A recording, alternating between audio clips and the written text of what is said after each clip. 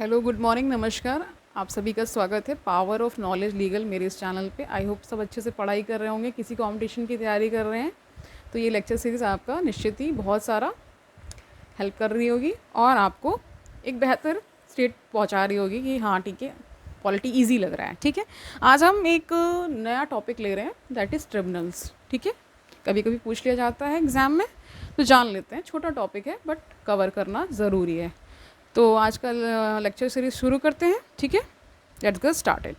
तो बताया ये जाता है ओरिजिनल कॉन्स्टिट्यूशन जो बना था उसमें ये नहीं था। ठीक है, the original constitution did not contain provisions with respect to tribunals. इससे रिलेटेड कोई भी प्रोविज़न नहीं था, लेकिन जो 42nd अमेंडमेंट हुआ, ठीक है, उसने कौन सा पार्ट जोड़ दिया? 14A। और इसके तहत दो आर्टिकल्स जोड़े गए, 323A और 323B। ठीक है, ओके फाइन। जो 323A है वो एडमिनिस्ट्रेटिव ट्रिब्यूनल्स की बात करता है। कहीं ट्रिब्यूनल्स है, कहीं ट्राइब्यूनल्स हैं, जो भी आपको उच्चारण करना हो। Okay fine. 323B में क्या है? ऐसे ट्रिब्यूनल्स जो कि अदर मैटर्स को डील करते हो। 323A एडमिनिस्ट्रेटिव ट्रिब्यूनल्स हैं। ओके फाइन, अब जानते हैं इनके बारे में। Article 323A empowers the Parliament to provide for the establishment of administrative tribunals for the adjudication of the disputes relating to recruitment and conditions of service of persons appointed to public services of the centre, the states, local bodies, public corporations, and other public authorities. In other words, article 323A यानी 323A, ठीक है, enables the parliament to take out the adjudication of the disputes relating to service matters from the civil courts and high courts and place it before the administrative tribunal. आप सभी को पता है जितनी भी एडमिनिस्ट्रेशन से रिलेटेड जितनी services हैं, ठीक है, पब्लिक सर्विसेज हैं, सेंटर की सर्विसेज है, लोकल बॉडीज़ की, स्टेट्स की, पब्लिक कॉरपोरेशंस की, तो उनके जो मैटर्स होते हैं वो यहाँ पे कैट में जाते हैं, यानी सेंट्रल एडमिनिस्ट्रेटिव ट्रिब्यूनल्स में। आप जान रहे होंगे कि इससे पहले आपने अगर ईरा सिंघल जो IAS ऑफिसर हैं, उन्होंने इसके बारे में बात की थी। इंटरव्यू उनके बहुत सारे यूट्यूब पे पड़े हुए हैं, वो भी कैट में ही गई थी, अगर आपको याद हो तो। ठीक है, इन pursuance of article 323A the parliament has pass the administrative tribunals act in 1985, यानी कि इसी सब आर्टिकल का मतलब संशोधन हुआ, सब चीज़ें हुई और फिर एक एडमिनिस्ट्रेटिव ट्रिब्यूनल्स एक्ट भी पास कर दिया गया 1985 में। Okay, the act authorises the central government to establish one central administrative tribunal and state administrative tribunals. ठीक है, this act opened a new chapter in the sphere of providing speedy and inexpensive justice to the aggrieved public servants. Clear? अब CAT के बारे में जान लेते हैं। यहाँ कैट का फुल फॉर्म है सेंट्रल एडमिनिस्ट्रेटिव ट्रिब्यूनल। ओके, तो ये कब सेटअप हुआ? 1985 में सेटअप हुआ with the principal branch at Delhi and additional branches in the, या ब्रांचेस कह लीजिए या बेंच कह लीजिए, ठीक है, in different states. Okay, at present it has 17 regular benches और, ठीक है, 15 of which operate the eight the principal seats of high courts and remaining 2 at Jaipur and Lucknow. Okay, these benches also hold circuit sittings at other seats of high courts. Okay, the CAT exercises original jurisdiction in relation to recruitment and all India services, जो मतलब जो services हैं उनसे related जो matters हैं। मतलब ईरा सिंघल का भी मैटर ऐसा था कि उनकी कुछ डिसेबिलिटी थी, उनको सभी को पता है, तो उनकी जो सर्विसेज मतलब रैंक होने के बावजूद भी उनको जो चाहिए था वो नहीं मिल पा रहा था, तो इसीलिए वो अपना इशू लेकर कैट में गई थी। ठीक है, ये सारी चीज़ें, क्योंकि आप सभी को पता है जितने भी पब्लिक सर्वेंट्स हैं स्टेट लेवल पे, सेंट्रल लेवल पे, स्टेट लेवल पे सैट होता है, सेंटर पे कैट होता है, तो जो भी मैटर्स होते हैं इन्हीं लोग के पास जाते हैं। कुछ भी रिलेटेड टू सर्विस से रिलेटेड है, कोई अदर मैटर है, ठीक है, ओके। तो यही बता रहे हैं यहाँ पे, its jurisdiction extends to all India services, the central civil services, civil post under the centre and civilian employees of defence services. Okay. However, the members of the defense forces, officers and servants of Supreme Court and the secretarial staff of the Parliament are not covered by it. ठीक है, इन लोगों को छोड़ करके बाकी सब लोग का होता है. The CAT is a multi-member body consisting of a chairman and members. Originally, the CAT consisted of a chairman, vice chairman, and members. Later, in 2006, the provision of vice chairman was removed by the Administrative Tribunals Amendment Act 2006. Hence, there are now no vice chairman in the CAT. At present, 2019 का data बता रहे हैं. The sanctioned strength of the chairman is 1 and sanctioned strength of the members is 65. ठीक है, members इसमें 65 है और एक chairman है यानी chairperson है. ठीक है, they are drawn from both judicial and administrative streams, यानी कि एडमिनिस्ट्रेटिव एरिया से भी आ सकते हैं और जुडिशियल एरिया से भी आते हैं इनके जो members, and are appointed by the president ही अपॉइंट करते हैं. They hold office for a term of 5 years और until they attain the age of 65 years. ठीक है, जो भी पहले हो जाएगा वो उस हिसाब से रिटायर हो जाएंगे. In case of chairman and 62 in case of members, यानी कि चेयरमैन का 65 रखा गया है और इसके जो मेंबर्स हैं उनका 62 रखा गया है. तो यहाँ पे थोड़ा सा कन्फ्यूजन हो सकता है, अगर आपको स्टेटमेंट दे दिया गया फिर वहाँ आप कंफ्यूज कर जाएंगे. ठीक है, 5 years का टेन्योर है लेकिन चेयरमैन के लिए 65 years का एज बार है और इसके मेंबर्स का 62 है. Okay fine, whichever is earlier. The appointment of members in CAT is made on the basis of the recommendations of the high power selection committee होती है. ठीक है, चेयर्ड बाय अ सिटिंग जज of the supreme court who is nominated by the chief justice of India. यानी जो sitting जज होंगे supreme court के और जो नॉमिनेट किए जाएंगे चीफ जस्टिस ऑफ इंडिया के द्वारा, वो एक तरह से इनका रिकमेंडेशंस देते हैं कि कौन बन सकते हैं, कौन किनको बनना चाहिए मेंबर और चेयरमैन के लिए. Okay, after obtaining the concurrence of chief justice of India, appointments are made with the approval of appointments committee of the cabinet. यानी इसमें कैबिनेट का भी बहुत बड़ा रोल है, उनकी अपॉइंटमेंट कमिटी होती है, वो सब चीज़ें करती है. तो CAT is not bound by procedure laid down in the civil procedure. आप सभी को पता है CPC इसको शॉर्ट में बोलते हैं. सिविल प्रोसीजर कोड को ये फॉलो नहीं करता है. ठीक है, इसके प्रोसीजर को नहीं फॉलो करता है. It is guided by the principles of natural justice. Principles of natural justice का मतलब होता है, इसके 2 पार्ट हैं.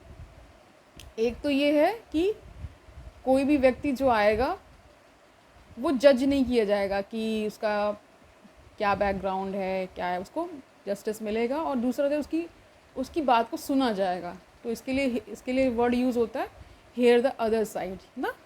ठीक है, ये होता है नेचुरल जस्टिस के 2 ही प्रिंसिपल होते हैं. कि मतलब इससे क्या बोलेंगे आप कि एक तरह से इसमें कोई बाउंडेशंस नहीं है. जैसे मान लीजिए कोई प्रोसीजर कोड है, मान लीजिए CPC है, तो उसकी अपनी एक प्रोसीजर है, उसको फॉलो करना पड़ता है. यहाँ पे वो फॉलो नहीं होता. ठीक है, नेचुरल जस्टिस के तहत ही सारी चीज़ें होती हैं.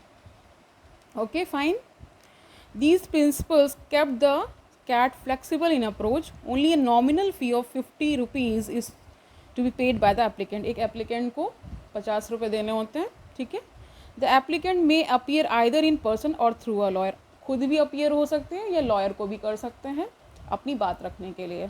Okay, originally appeals against the orders of the CAT could be made only in supreme court and not in the high courts. However in Chandar Kumar case 1997, the Supreme Court declared this restriction on the jurisdiction of high courts as unconstitutional, holding that judicial review is a part of the basic structure of the Constitution.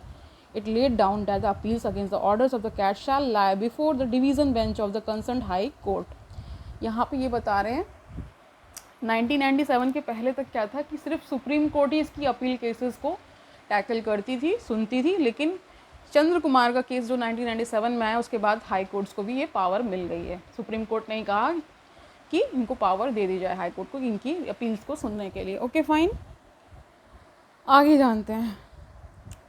ठीक है, consequently now it is not possible for an aggrieved public servant to approach the Supreme Court directly against an order of the CAT without first going to the concerned High Court. यानी अब directly supreme court नहीं जाते, पहले high court जाएंगे, तब उसके बाद उससे मान लीजिए संतुष्ट नहीं है उनके जो भी डिसीजन उन्होंने लिए, तो फिर सुप्रीम कोर्ट नेक्स्ट अपील में जा सकते हैं. ओके, अब सैट आ जाता है यहाँ पे, स्टेट एडमिनिस्ट्रेटिव ट्रिब्यूनल्स. ठीक है, तो यहाँ पे क्या इन्होंने किया, वही एडमिनिस्ट्रेटिव ट्रिब्यूनल्स एक्ट 1985 के तहत सैट भी बनाया गया. ठीक है, on specific request of the concern state government. So far 2009 का डाटा है, the SATs have been set up in 9 states of, जो कि हैं Andhra Pradesh, Himachal Pradesh, Orissa, Karnataka, Madhya Pradesh, Maharashtra, Tamil Nadu, West Bengal and Kerala. However the Madhya Pradesh, Tamil Nadu and Himachal Pradesh tribunals have since been abolished. यानी बनाया गया इन राज्यों में, फिर 3 राज्यों ने इसको अबॉलिश भी किया.